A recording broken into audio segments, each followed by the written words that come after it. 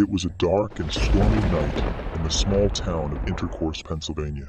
The only sound was the rain pattering against the windows of the old houses, but even that couldn't drown out the feeling of unease that had settled over the town. For weeks, people had been reporting strange occurrences, objects moving on their own, strange whispers in the night, and sightings of something lurking in the shadows. No one knew what to make of it until one day, a group of teenagers decided to investigate. They wandered into the woods just outside of town, where the trees grew tall and the shadows seemed to stretch on forever. As they walked deeper into the forest, they could feel the air growing colder and the sounds of the town fading away. Suddenly, they stumbled upon an old abandoned cabin. It was small and dilapidated, with vines and weeds growing over the roof and walls. But as they drew closer, they realized that something was different about this cabin. It was as if the very air around it was thick and heavy, and they could feel a sense of dread creeping over them. The teenagers cautiously approached the cabin and peered inside. What they saw made their blood run cold. The walls were covered in strange markings and symbols, and the air was filled with a sickly sweet smell. But worst of all was the figure crouched in the corner, a creature unlike anything they had ever seen before. It was tall and thin, with long, spindly arms and legs. Its skin was a sickly green, and its eyes glowed with an otherworldly light.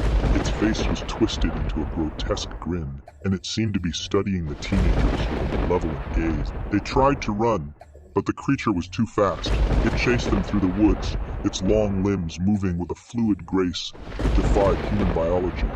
The teenagers could hear its breath hot on their necks, and they knew that they were in grave danger. They stumbled out of the woods and back into town, their hearts pounding in their chests.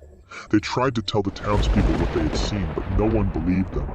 They were dismissed as just another group of foolish teenagers chasing after a ghost story, but the creature was real, and it was hungry.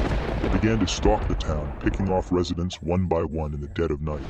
No one was safe, not even those who barricaded themselves in their homes. The town was thrown into chaos, as rumors and whispers spread like wildfire. Some claimed that the creature was a demon, summoned by the dark magic that had been practiced in the town for generations. Others whispered that it was an alien, come from some far-off planet to harvest human souls. No one knew for sure what the creature was or how to stop it. But one thing was certain, it was getting stronger, and more people were falling victim to its twisted hunger. In the end, it was a small group of survivors who finally put an end to the creature's reign of terror. Armed with nothing but their courage and determination, they tracked the creature to its lair deep in the woods and waged a desperate battle against it. It was a brutal fight, and many lost their lives. But in the end, the creature was vanquished, and the town of Intercourse was safe once again. But the memory of that terrible night lingered on, haunting the town for years to come. Some claimed that they could still see the creature lurking in the shadows, waiting for its chance to strike again. And even those who didn't believe in ghosts couldn't shake the feeling that something otherworldly had come to their town, leaving a dark and chilling mark on Pennsylvania forever.